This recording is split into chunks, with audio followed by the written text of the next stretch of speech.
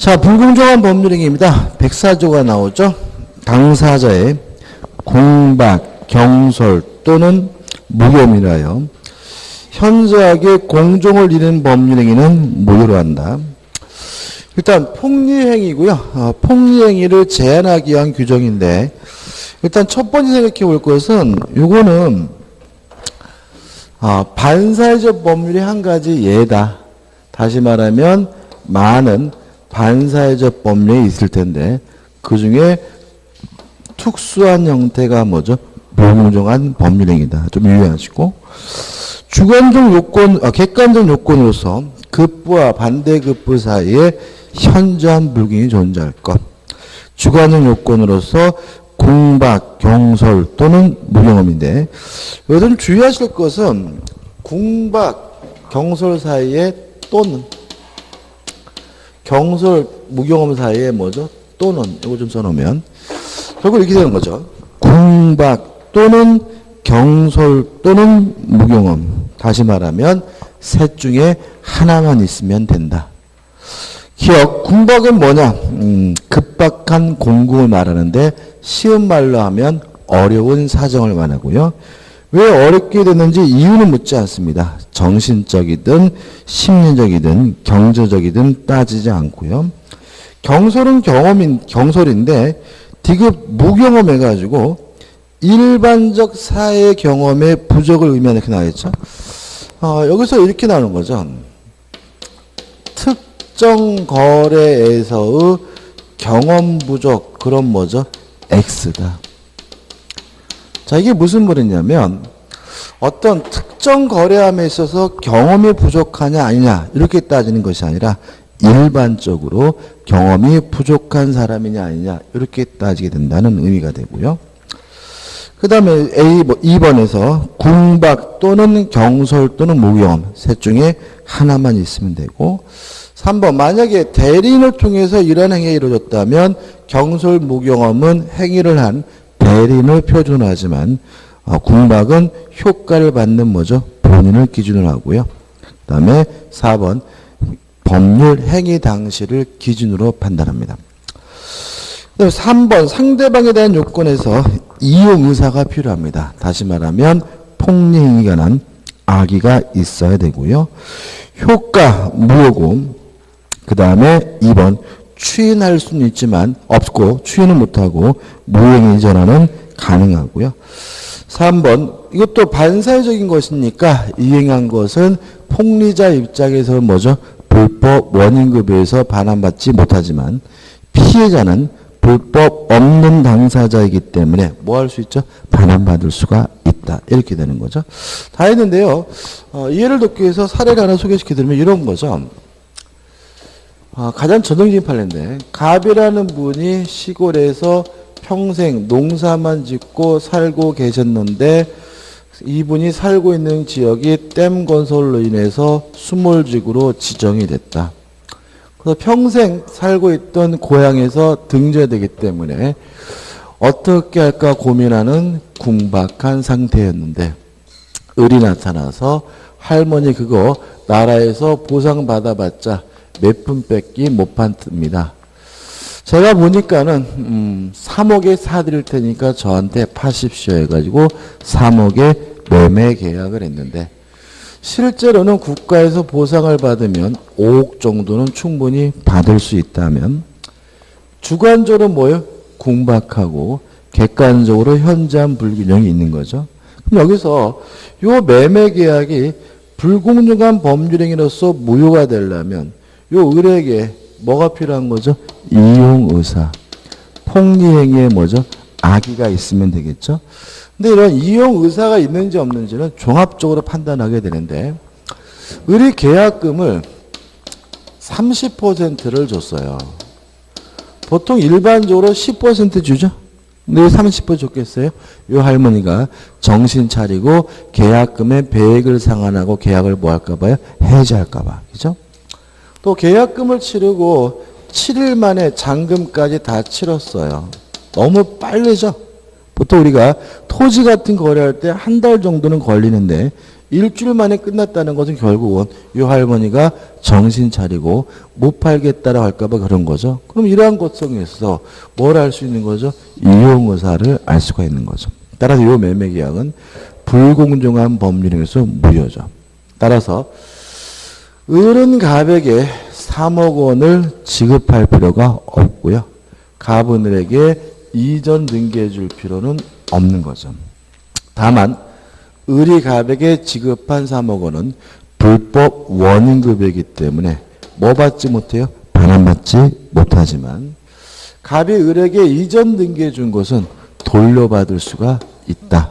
왜냐하면 갑, 불법 없는 당사자, 피해자는 뭐 받을 수 있기 때문에 반환받을 수가 있기 때문에.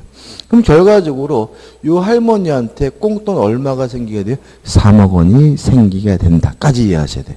이것도 이해 안 해두시면 나중에 하면 결론이 아주 뭐죠? 이상하게 느껴질 수가 있고요. 그 다음에 아까 불공정한 법률행위는 추인할 수 없다 그랬죠. 왜 그런 거죠? 이것도 일종의 뭐예요? 반사회적 법률행위이기 때문에. 근데 무효행위 전환은 가능하다 그랬죠. 이게 무슨 말이냐면 갑이 만약에 정신 차리고 3억에 못 팔겠다라고 주장을 한단 말이죠. 우리 갑한테 물어봤어요. 그럼 할머니 얼마에 팔 건데요? 5억은 받아야지. 그렇다면 3억으로서는 무효지만 5억 매매로서는 뭐 할 수 있는 거죠? 유효할 수가 있는 거죠. 그럼 이것이 뭐예요? 무효행위 뭐예요? 전환인 거죠. 따라서 불공정한 법률행위에 대해서 우리 판례가 무엇을 인정하고 있습니까? 무효행위의 전환은 인정하고 있다는 것까지 기억해 두시면 됩니다. 끝입니다. 그 다음에 우측 하단에 보시면 입증 책임. 누가 입증합니까? 무효를 주장하는 자가 입증한다. 적용 범위. 단독행위에도 적용이 되는데 유의하실 것은 부담 없는 증여나 부담 없는 증여나 경매는 뭐 되지 않습니까? 적용이 되지 않는다. 다시 말하면 경매는 불공정하다는 이유로 뭐가 될 수 없어요? 무효가 될 수가 없고요. 또 증여 같은 무상 기부 행위도 불공정하다는 이유로 뭐가 될 수는 없어요? 무효가 될 수 없다는 거 주의하시기 바랍니다. 끝이죠. 그 다음에 넘겨보시면 이제 뭐가 나오냐면 법률행위 해석이 나옵니다. 중요한 부분인데 일단 법률행위를 해석한다는 것은 뭘 해석하는 거냐면 의사표시를 해석하는 거다. 그죠? 그럼 항상 제가 예를 드는 게 있죠. 갑이 을에게 의사를 표시했어요. 의사를 표시하는 사람을 우리가 뭐죠? 표의자라고 하고 의사 표시를 듣는 사람 우리가 뭐죠? 상대방이라고 하는데요. 만약에 의사 표시가 합치됐다면 굳이 뭐 할 필요 없어요? 해석할 필요가 없지만 의사 표시가 불일치됐을 때는 그 의미를 명확하기 위해서 뭐죠? 해석을 해야 한다. 얘가 뭐였죠? 갑이 의사, 속으로는 개집을 팔고 싶으면서 말로는 뭐죠? 집을 팔겠다고 하는 바람에 갑이 팔고자 하는 것이 개집인지 집인지 모를 때 하는 것이 결국 뭐예요? 법률행위 해석이 되는 거죠. 일단 상대방 입장에서 해석을 하면 이걸 우리가 뭐라 그러죠? 규범적 해석이라고 하고요. 상대방 입장이라는 것은 결국 요 표시행위의 객관적 의미를 탐구한다는 얘기고요. 이 경우에 규범적 해석을 하게 되면 갑이 을에게 팔겠다고 한 것은 표시된 대로 뭐가 돼요? 집이 되는 거고요. 표의자 입장에서 해석을 하면 이거 우리가 뭐죠? 자연적 해석이라고 하는데요. 표의자 입장이라는 것은 요 의사, 좀 더 정확히 말하면 내심적 효과 의사를 탐구하는 것이 뭐예요? 자연적 해석이고 이 경우에 자연적 해석을 하게 되면 결국 갑이 을에게 팔겠다고 한 것은 뭐가 돼요? 개집이 되는 거죠. 뭐가 원칙이죠? 예, 규범적 해석이 원칙이다.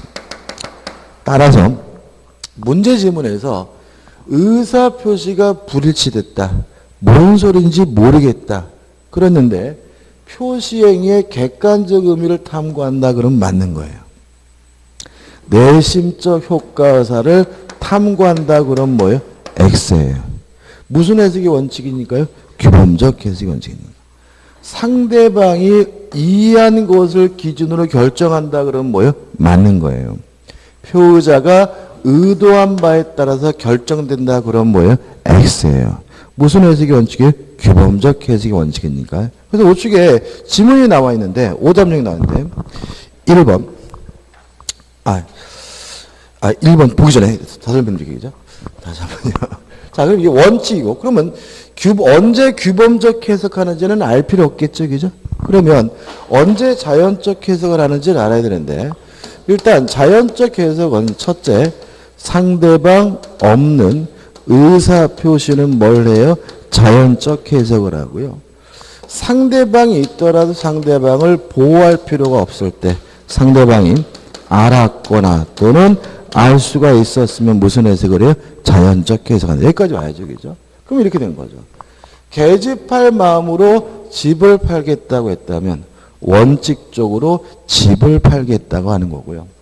다만 상대방이 집이 아니라 계집이라는 사실을 알았거나 알 수가 있었다면 속마음대로 뭐죠? 계집이다. 이렇게 되는 거죠. 그럼 오답 볼게요. 1번 보시면 박스.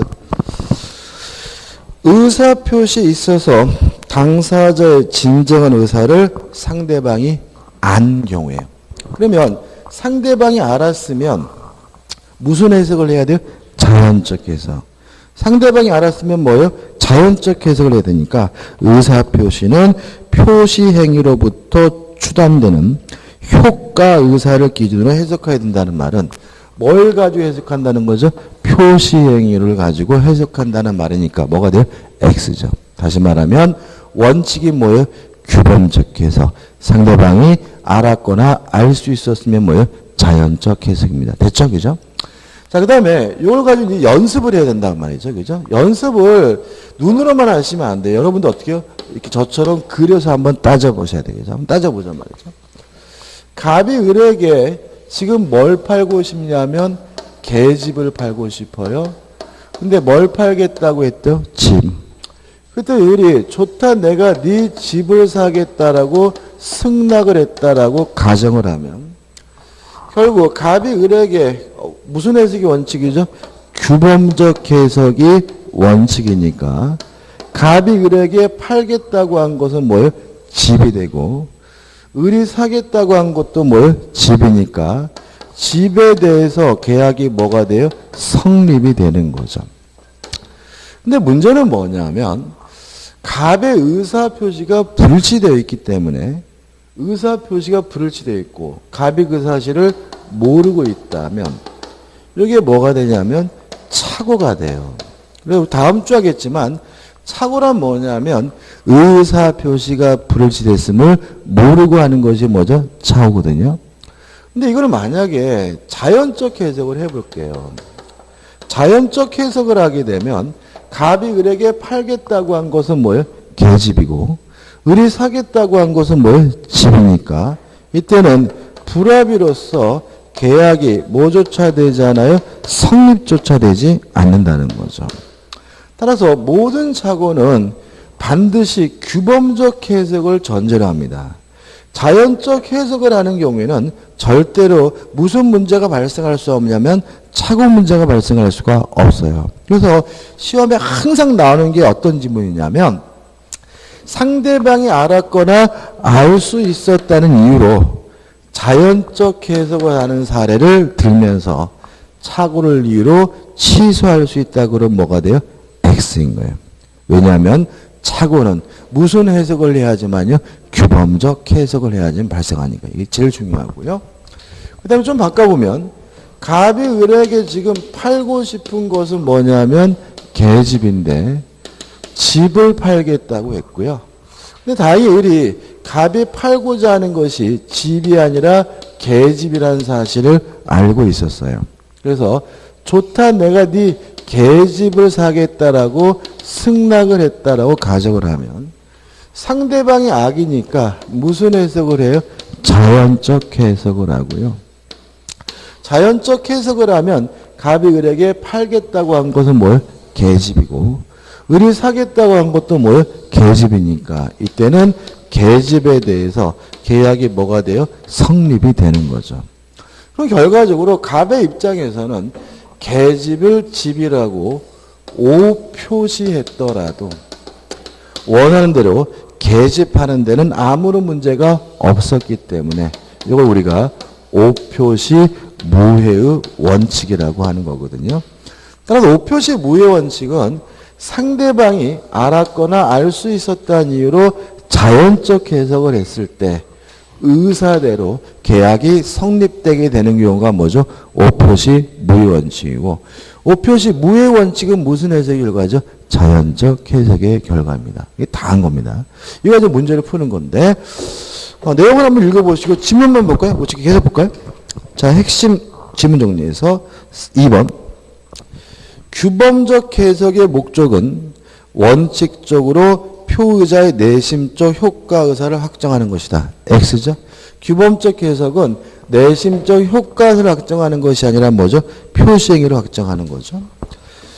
3번 매매 목적 토지의 지분에 관하여 쌍방에 공통된 착오가 있는 경우 이는 규범적 해석을 통하여 계약서에 표시된 대로 계약을 성립시키고까지 끊어볼게요. 이게 앞에 많은 것이 생략되어 있는 거예요. 근데 여기서 우리가 이렇게는 안 나오는데 공통된 착오라는 말은 매매 대상이 무엇인지를 쌍방이 알았다는 얘기예요. 알았으니까 무슨 해석을 해야 돼요? 자연적 해석을 해야 돼요. 따라서 규범적 해석 아니고 또 자연적 해석이기 때문에 표시된 대로가 아니라 뭐죠? 의사의 대로도 계약이 뭐죠? 성립되는 거고 또 자연적 해석을 하면 착오를 이유로 뭐 할 수 없어요? 취소할 수가 없으니까 결론 부분 착오를 이유로 취소할 수 있다는 지문도 뭐죠? X가 되는 거죠. 그 다음에 4번인데 이 4번과 관련된 거는 좀 따로 좀 정의를 좀 해야 될 게 몇 가지가 있어요. 그러니까 법률행위 해석과 관련돼서 지문으로 출제되는 판례들인데 첫째 4번 지문이죠.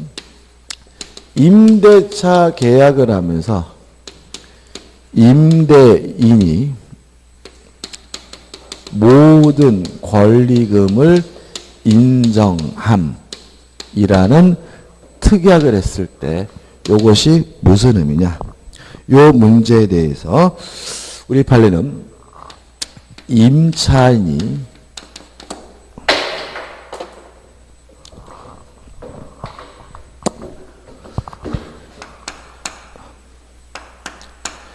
권리금을 수수하는 것을 용인하겠다는 의미로 해석을 합니다.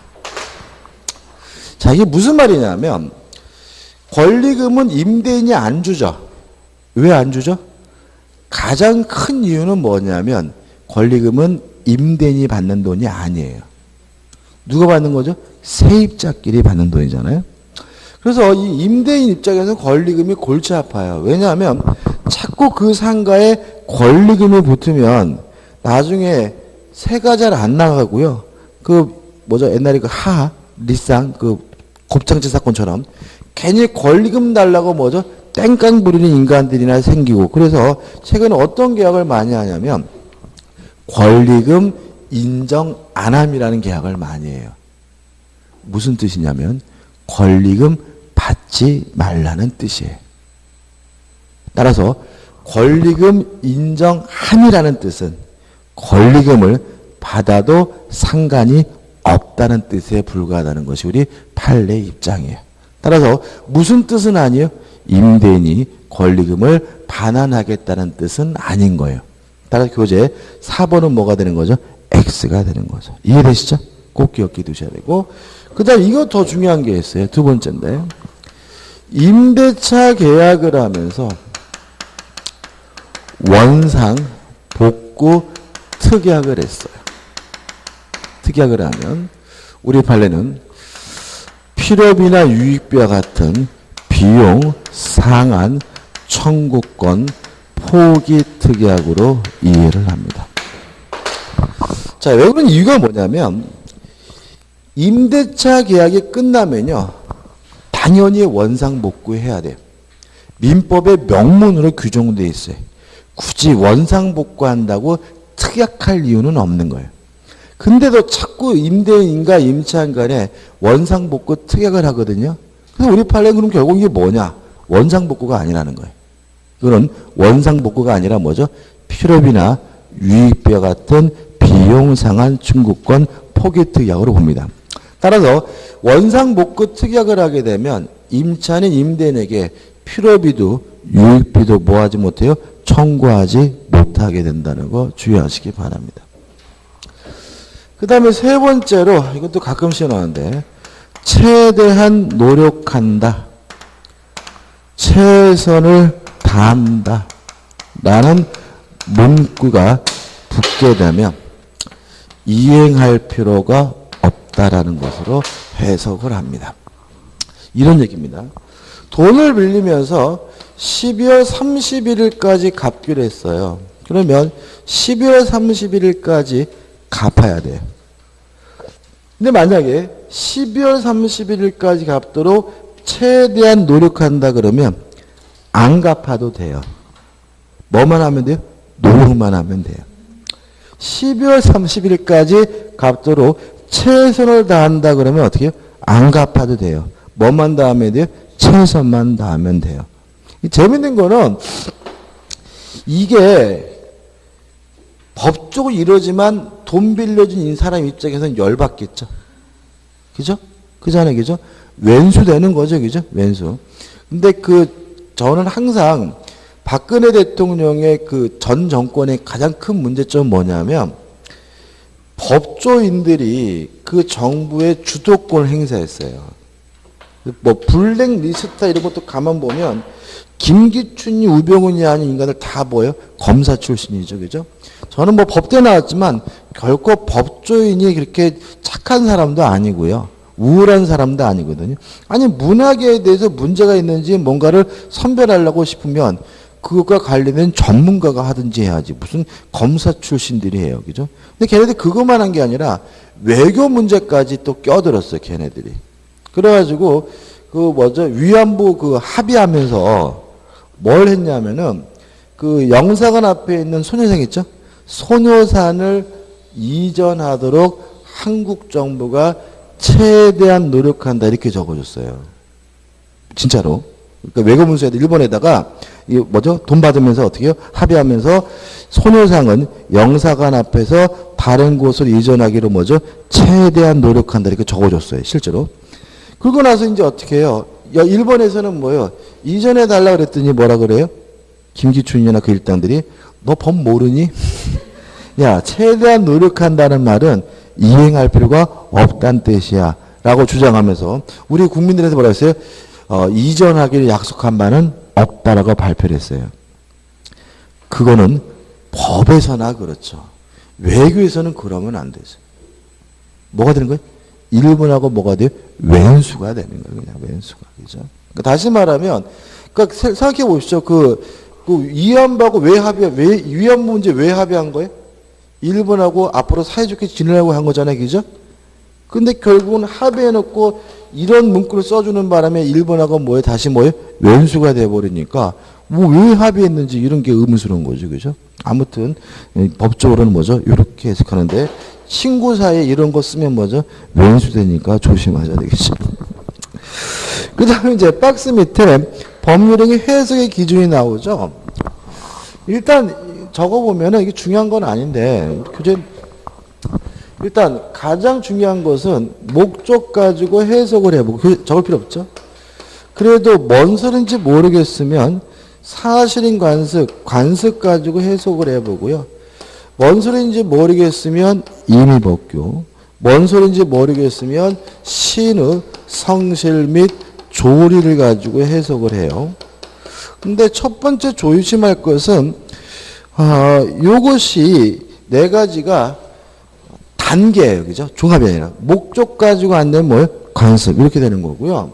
주의하실 것은 이 목적 옆에 의사표시 이렇게 좀 적어 놓으세요.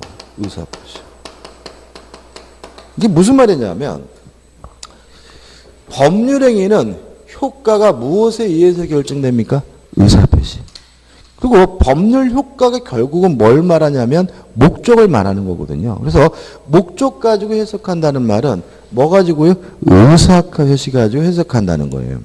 그래서 지금 우리가 규범적 해석이다, 자연적 해석이다라고 하는 것은 뭘 가지고 해석한 거예요? 목적 가지고 해석한 거란 말이죠. 이렇게 목적 가지고 해석이 되면 좋을 텐데 그래도 안 되면 그때는 뭐죠? 사실인 간습, 간습 가지고 해석한다는 의미고요. 이 간습의 가장 대표적인 것이 뭐냐면 사투리다. 기억나시죠? 그죠? 사투리. 그러니까 지금 이거 기준하고 요구하고 뭐예요? 결합시켜야 된다고요. 다시 한번. 우리는 규범적 해석이다, 자연적 해석이다. 뭘 가지고 해석하고 있습니까? 의사표시 가지고. 이건 이게 뭐예요? 목적 가지고 해석한 거라는 거죠. 근데 해석이 잘 끝나면 좋은데 안 되면 그때는 뭐예요? 사실인 관습을 가지고 해석하는데 법문의 해석 관리는 사실인 관습의 가장 대표적인 것이 뭐예요? 사투리다. 그죠? 제가 전에도 말씀드렸던 것 같은데 저는 경상도 분들한테 가장 멘붕되는 말이 뭐냐면 아래라는 말입니다. 아래라. 영화 봤어? 아래께 봤어. 막 이런단 말이죠. 그러면 저 같은 사람은 아래로 봤나? 막 이런 식이죠.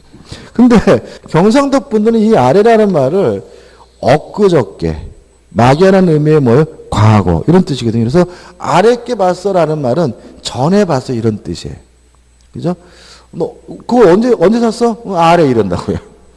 그러니까 아래 샀다는 말은 뭐예요? 전에 샀다 이런 의미거든요. 그럼 예를 들어서 아래라는 말을 도대체 뭔 소리인지 모르겠다. 근데 정상저 지역의 사투리 관습을 고려했더니 엊그저께 또는 막연한 의미의 과거로 해석이 된다면 뭐가 해석의 도군이 되고 있는 거죠? 사실인 관습이 해석에 뭐죠? 동원되고 있는 거고요. 그래도 안 되면 뭐죠? 임의벽구. 별 도움이 안 돼. 그래도 안 되면 마지막으로 신유성심의 조리인데 이 조리를 다른 말로 하면 사회통념이에요. 다른 말로 하면 뭐죠? 상식이에요. 이게 무슨 말이겠어요? 목적 가지고도 안 되고 간섭 가지고도 안 되고 임의법규 가지고 안 된다면 마지막으로 최종적으로 사회통념에 따라서 상식에 부합하게 그 의미를 해석할 수밖에 없다는 의미에서 신의성실 및 조리도 뭐가 되고 있는 거죠? 해석의 기준이 되고 있는 거죠. 다음 거고요. 그 다음에 이제 교재 밑에 이제 뭐가 나오죠? 예문 해석이란 나오죠. 중요한 거 아닌데 설명드리면 좀 이런 문제입니다. 이 약관하고 관련되어 있는데 약관이라는 것은 다수 당사자를 상대하고 미리 작성한다라는 것은 특색이 있지만 어차피 뭐예요? 계약의 내용이에요. 그죠?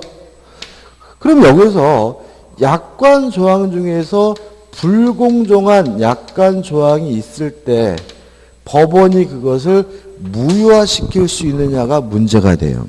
자, 왜냐하면 판사는 당사자가 작성한 계약을 기준으로 해서 누구의 주장이 옳고 그름을 판단해 주는 것이지 판사가 계약서 내용을 바꿀 수는 없는 거죠. 그렇지 않습니까?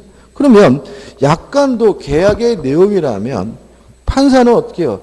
이 약관의 기준을 해가지고 그것이 옳고 그름을 판단해야지 약관의 내용을 뭐 할 수 없어요? 수정할 수가 없다라는 논리가 발생하게 되거든요. 그래서 우리 법원은 약관은 원래 계약의 내용이지만 불공정한 약관은 더 이상 계약의 내용이 아니라 예문. 예문이란 말 언제 많이 들어보셨어요? 영어 공부하실 때. 영어 보시면 본문 나오고 예문 나오죠? 그죠? 예를 들어는 문장에 불과하기 때문에 법원은 무효화시키는 것이 가능하다는 해설 이론을 피고 있는데 이게 뭐라고요? 예문 해석이에요. 그래서 부제 보시면 우리 저자분이 이 예문을 이해 못하는 것 같아요. 부동 문자로 표기된 일반 거래 약관이 일반적 거래 관행에 부합되지 않을 때 이게 뭔 개소리인지 모르겠어요. 그러니까 이런 얘기가 아니라 예문 해석이라는 건 뭐냐면 약관은 계약의 내용이지만 약관 조항 중에서 불공정한 약관 조항은 더 이상 뭐가 아니에요? 계약의 내용이 아니라 예문에 불과하기 때문에 무효화시키는 것이 가능하다는 요 해석 이론을 뭐라 그러냐면 예문 해석이라고 해요. 끝. 그 다음에 한 장을 넘겨보시면 사실인 관습과 관습법 비교가 나오죠. 그죠? 이것도 중요하지 않아요. 이 전체는 일단은 가입표는 아니지만 간단하게 좀 말씀을 드리면 이런 문제입니다. 중요하지 않습니다. 들으시면 돼요. 자, 우리가 사실인 관습이 이런 얘기죠. 오랜 관행이 있었고요. 이 오랜 관행이 지속되다 보니까 사람들이 이 관행을 마치 법처럼 취급하기 시작했어요. 법적 확신이 부여가 되면 이제 뭐가 되냐면 관습법이 되고요. 단순한 오랜 관행을 뭐라 그러냐면 사실인 관습이라고 해요. 따라서 관습과 관습법의 차이점은 뭐죠? 법적 확신이 있느냐 없느냐 문제예요. 다시 말씀드릴게요. 단순한 관행은 뭐예요? 사실인 관습이고요. 이 관행을 사람들이 뭐처럼 인식하게 됐어요? 법처럼 인식하게 됐다면 뭐로 바뀝니까? 관습법으로 바뀌고요. 일단 관습법은 법입니다. 사실인 관습은 법이 아닙니다. 따라서 관습법은 법이기 때문에 분쟁을 해결하기 위한 법원으로서 관습법은 뭐가 되냐면 적용이 돼요. 그렇지만 사실인 관습은 법이 아니기 때문에 분쟁을 해결하기 위한 법원으로서 적용되는 일은 없어요. 그러면 뭐로 쓰이냐? 지금 배우는 것처럼 해석의 기준으로만 쓰일 뿐이에요. 그래서 사실인 관습은 이 해석의 기준으로만 쓰이기 때문에 가장 중요한 사실인 관습이 뭐가 되는 거예요? 사투리가 되는 거예요. 그 다음에 관습법은 법이기 때문에 법정에서 문제가 됐을 때 주장, 입증하지 않아도 법원이 직권으로 뭘 해주냐면 고려를 해줘요. 이에 반해서 사실인 관습은 법이 아니기 때문에 주장이나 입증이 있어야지만 법원이 그것을 먼저 고려해 주게 되는 거죠. 이렇게 되는 이유는 이겁니다. 우리가 재판을 하는 과정에서 두 가지를 전제로 해요. 첫째, 판사는 모든 법은 다 안다는 전제. 두 번째, 판사는 법이 아닌 나머지 것들은 하나도 모른다는 전제. 이 두 가지 전제를 가지고 재판을 하거든요. 이렇게 두 가지 전제라는 이유는 뭐냐면 그래야 재판이 공정해요. 예를 들어서 제가 판사인데 내일 재판이에요. 시간이 남아. 그래서 내일 재판하고 오늘 예습해야지. 미리 공소장 읽으면 안 돼요. 왜냐하면 미리 읽으면 뭐 12살 먹은 애를 막 성추행 막 이런 게 나오잖아요. 그죠? 그런 이미 재판 들어가기 전에 뭐요? 이 처지구일념, 이 결정이 난 거예요. 이런 상태에서 재판정에 앉아 있으면 그 사람이 억울합니다. 저는 무죄입니다. 라고 주장하더라도 안 들려요. 그래서 재판이 가장 공정한 것은 판사는 법정에 들어갈 때 뭐만 알고 들어가야 돼요? 법만. 법이 아닌 나머지 것은 아무것도 모르는 상태에 들어가야 뭐죠? 재판이 공정해요. 그래서 이번에 우리가 박근혜 대통령 재판할 때도 판사가 이름은 박근혜입니다. 직업은 무직입니다. 막 물어봤죠? 그죠? 왜 물어보는 거예요? 전제가 그래요. 판사는 뭐냐면 법밖에 모른다는 전제에서 뭐죠? 재판하니까 판사는 박근혜가 누군지 모른다는 전제에서 뭐예요? 재판하니까 이름도 물어보고 직업도 물어보고 막 그러는 거예요. 박근혜 대통령 기분 나쁘죠? 그래서 뭐라 그랬어요? 무직 이랬잖아요. 그죠? 아마 이게 기분 나쁘다는 거죠. 그죠? 아무튼 그런 거거든요. 그래서 여기 뭐 알 수 있는데 사실인 관습은 법이 아니에요. 그러면 판사가 모른다는 전제에서 재판을 하는 거예요. 따라서 뭐가 필요해요? 주장, 입증이 필요하고요. 관습법도 뭐라고요? 법이에요. 따라서 판사가 뭐예요? 알고 있다는 전제에서 재판하기 때문에 뭐가 필요 없는 거죠? 주장 입증이 필요가 없는 거예요. 뭐 별로 중요한 것은 아니고 일단 우리가 기억할 것은 법률의 해석에만 뭐가 있어요? 사실인 간섭이 있어야 되는데 해석에서 가장 중요한 간섭은 뭐죠? 사투리라는 것만 좀 주의하시면 됩니다. 끝이고요. 오늘 여기까지 하고 다음 주에 본격적으로 의사표시를 들어가도록 하겠습니다. 오늘 수고 많으셨습니다. 고맙습니다.